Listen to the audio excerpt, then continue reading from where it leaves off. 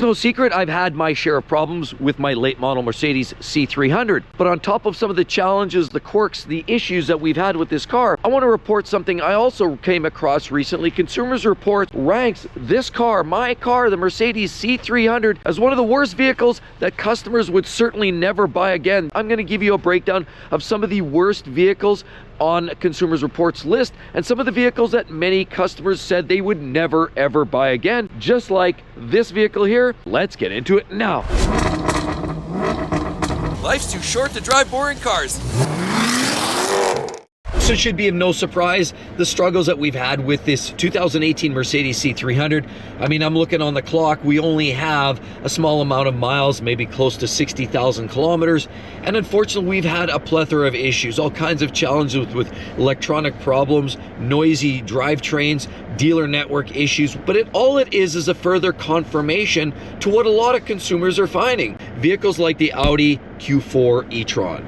That's right, the Q4 E-Tron is one of those vehicles that just clearly does not have a great showing here. A lot of people don't like them because they found, trying to get into the electrified market, not everybody wanted a Tesla, so they got into the Audi, only to find that the German engineering was overly engineered. And there are a lot of electrical problems, battery problems, range issues, and generally, when they went to try to resell it, the depreciation was absolutely obliterating. Most owners that came across an Audi Q4 E-Tron said they would never do it again. It was punishing both financially, it was stressful, it was anguish, anxiety inducing because of the range, and it was just something that nobody was really interested in. The next vehicle I want to talk about on our list is a Nissan Altima. Nissan has had their share of issues. No doubt about it, sales are down. We're hearing the executives are trying to jump ship. The CFO's gone, the CEO's taking pay cuts, people are getting fired, and the company is now consolidating with Infiniti, which is their big brother luxury brand. On top of it, they needed investors because the product line is obsolete, it's stale, people don't want it, and that leads to why people are not buying Nissans. A big reason why. The Altima has had its issues. Now the later generation ones are really problematic. CVT transmissions, not an uncommon issue with a lot of the Nissan products. And so that's why they're not well liked. A lot of the customer experiences have not been good. I also know somebody who just bought a brand new Nissan Rogue and they've had nothing but issues. They actually only have about 3,000 kilometers on the clock. They just bought it this year and already it started running weird, kicking and bucking, and they actually had to take the vehicle back to the dealer. Clearly, the quality control at Nissan just isn't really what it's cracked up to be. Another one, Infiniti QX60. We've talked about this. Have you ever heard of variable compression motors? Have you heard about direct injected? Have you heard about problems? Yes, Infiniti and Nissan are no shortage on troubles, and the Infiniti QX60 is one of those big problem areas. No doubt about it, it has a lot of challenges, and the quality is just abysmal for both Nissan and Infiniti, which confirms why, in fact, sales are down. Did you realize early part of 2024, they actually had to give about 99% of their profits were down because they had to incentivize sales, marketing to get these vehicles sold. They're not selling.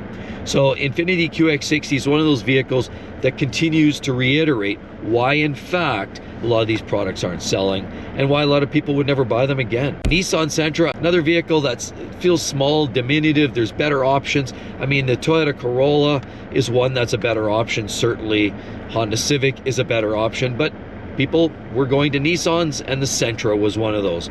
CVT transmission was one of the big issues. Meant that a lot of people experienced some problem areas there. Lots of trips to the dealers. The quality control isn't amazing, and quite frankly, the Nissan Sentra is just one of those vehicles that's not well liked. Here's one that I was a little surprised by, if we're being honest, is the Toyota Corolla Cross. Specifically the standard drivetrain setup, the ICEs. There have been a lot of problems. There's been problems specifically with some of the technology and the programming, and the electrics have been where that vehicle's come up a little short. Now, generally, Toyota's quite a reliable brand, so it's definitely one that sort of sits a little odd in the stomach. It is one that people, believe it or not, didn't want the Toyota Corolla Cross. Another one, the Mazda CX-90. And I've always touted for Mazda. I still truly believe they're one of the most reliable vehicles right now on the market. I mean, Consumers Reports is now putting companies like Subaru up there, Honda, is not as high as it should be, certainly because of some of their issues.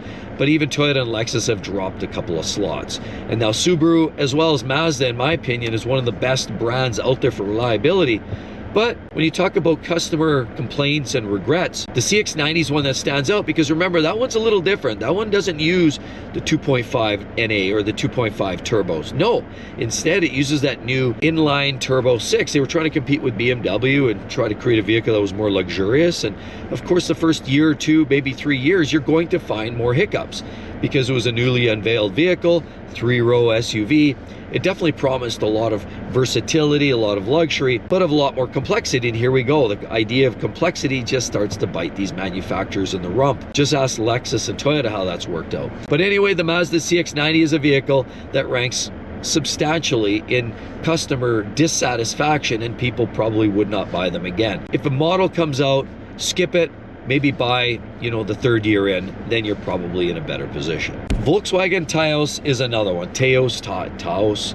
You know what? I featured that in a video here recently of some of the SUVs that rank poorly. This is one of them, and clearly we see this over and over again. The Volkswagen products are not what they used to be. They used to be built like a Sherman tank. They used to be built with quality, the substantial design, fit, and finish that you'd get and expect from German manufacturers. Time goes on, things have changed, and the pursuit of the ultimate dollar means that even the likes of one of the biggest car manufacturers in Europe, Volkswagen, is not where a lot of customers expect them to be. A lot of people complain. A lot of issues with quality, fit and finish, fragility. The plastics don't feel like they're in line with what they should be from a German vehicle. I've also heard a recall in a couple of years ago there about some of the rear suspension knuckles that they're corroding. So a recall there.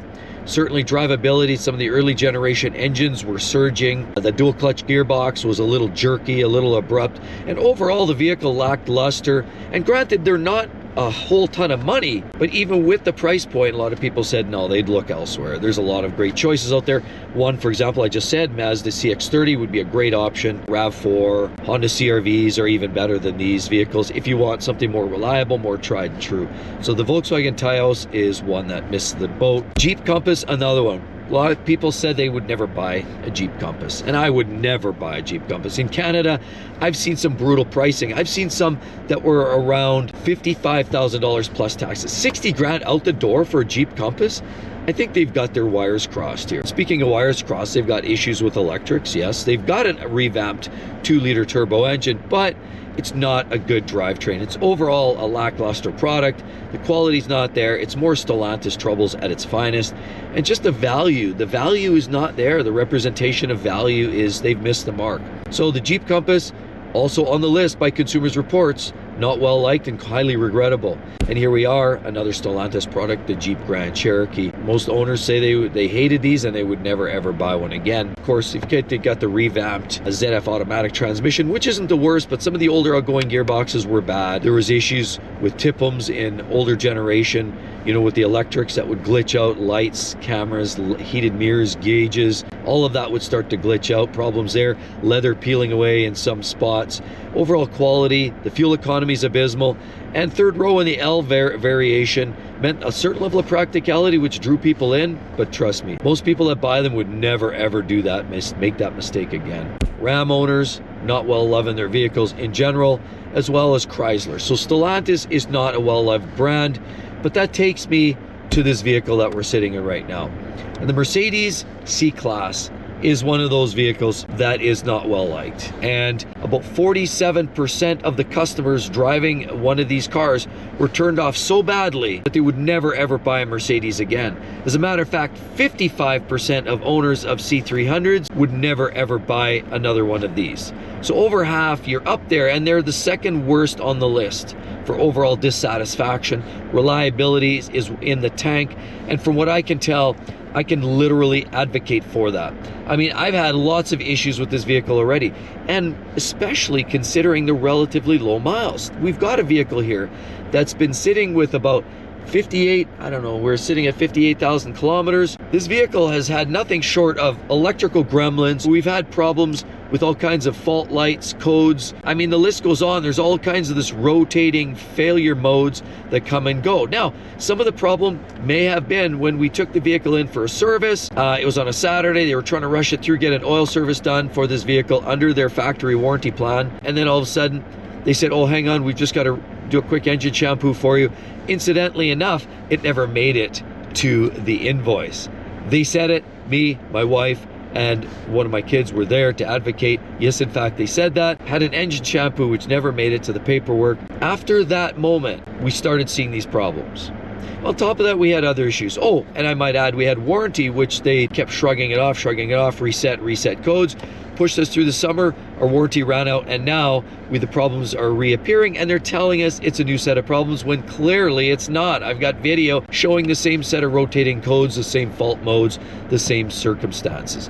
So we've had problems with not just the vehicle, but we've had problems with the dealer service. And I think it's like anything. It's like your job. If you ever have a job and they say you quit your boss, you don't quit the job, right? That's really how it boils down, because the boss will make or break it. The job is you signed up for, you knew what you were getting into. It's pretty cookie cutter. Same thing goes with these cars. You know, if you have a great service network, they don't feel like you're getting ripped off, they're treating you fairly, the product is kind of backing itself, everything adds up, it's good. We haven't had a great experience. We've got noisy drivetrains, we've got a squeaky front end. I don't know, they're telling us it's tires, they've swapped it out. It's not tires, but we'll let you know more as summer rolls in here. Realistically, with the noisy front differential or front end that we're hearing, some people are maybe implying on the last video said, check your wheel bearings. At the time that we had it inspected for that noisy front end, they did basically say that they checked the bearings and the bearings were fine. So we're going on that. Basically, we've had a noisy front end, drivetrain issues. We've got a rattly engine, which in itself isn't that big of a deal because most 2 liters are kind of noisy anyway of any brand. But most importantly, this electrical issue that comes and goes and the dealer won't own up to it, won't support that, especially when we had it under warranty and we had the extended warranty package and it never even said major service, major components will be covered. The dealers did not feel like supporting us on that. So that the overall quality of this vehicle has left a lot to be desired. Let me give you some examples of what I think the quality isn't where it should be. This part here, when you open the door, when you close the door, you see this comes out. This looks very flimsy, and I'm just waiting for one day that I reach back and I snap that off. This works nice. I like this arrangement. Now this has been agreeable, and I like some of the features and the ergonomics, but we had a set of train tracks. This here popped inside the door. This speaker actually came out, and of course, we had to go to the dealer to get that fixed. I do comment that some drivability issues, and again, another regretful part. So over here, you have your windshield wipers, right? Just like that. You turn that, okay? But like a lot of vehicles, here what we have is the shifter stock, and you'll notice we have reverse neutral drive. Some vehicles, they have different features, and one time I actually thought I was going for the windshield wipers and I accidentally hit this thinking this was the windshield wiper, and I hit it and I was driving in forward, and all of a sudden it basically stopped, kicked me out of gear because I tried to shift it into another gear by accident. So it feels like this is in a bad spot ergonomically. I don't like the arrangement of this. When you're looking ahead and you're just feeling and you're reaching down here or you're reaching down here, sometimes without actually looking, or unless you drive this car every day, it's pretty easy to mistake your wipers for your shifter right there, like you're seeing. So I found that to be a real ergonomic issue. Now I like the old school analog gauges, and the new versions do not have that. It's more digital. This screen is nice. They have a new nice 360 camera, and I do like some of the amenities and the way the technology works in here. But listen, lots of movement, lots of plastic. And honestly, enough plastic in here. Everything feels a little bit fragile, a little bit flimsy. And for a luxury vehicle to make all kinds of noise and rattling noises, and then we had the problems that we've had, I just don't even know where to go from here. The dealers are not supporting, they're not stepping up, they're not advocating for the warranty that did exist when it was in place, and then of course we get shrugged off. The whole overall experience is one in which I can advocate totally, and I'll tell you, Consumers Reports and what a lot of customers are saying, that they regret buying a Mercedes C300. And I am one of those people. Now, nobody polled me and I wasn't on any kind of survey like that. But let me tell you, I have owned the vehicle that's on that list by Consumers Reports. It definitely has some of the nicest looks and cosmetics of a lot of the other competitors. I do definitely say that, you know what, the fit and finish looks wonderful, but it's just not there. It just doesn't feel like anything's here built to last a long time. And if you were to ask me if this vehicle will make it 100,000 miles or about 160,000 kilometers, I'd say not a chance. I don't think these vehicles are built for that in any way, shape, or form, in my own personal opinion. We'll see as time goes on. I'm going to continue sharing our experience with this Mercedes C300. But the bottom line is, Consumers Reports, customers, the real world don't lie. You can fib about a lot of people and saying, you know, a lot of the magazines tout how good products are when they first come out. Of course they can, but it's the ownership experience after 2 years, 5 years, like we've had, that can actually get down to the nitty gritty and tell you really what's going on, really what customers are owning. Because brand new cars reviewed, of course they're all shiny and wonderful, but it's after you own them for a while, that's a whole nother story. And with all of that said, if you want to catch up on that video, you missed it maybe last time, right there, check it out. That's my whole experience with the dealer network and this car in general. It has not been great, but as well, check that one, the most reliable vehicles you can find for 2025. Hope to see each and every one of you in the next one. We'll see you all real soon. Bye-bye.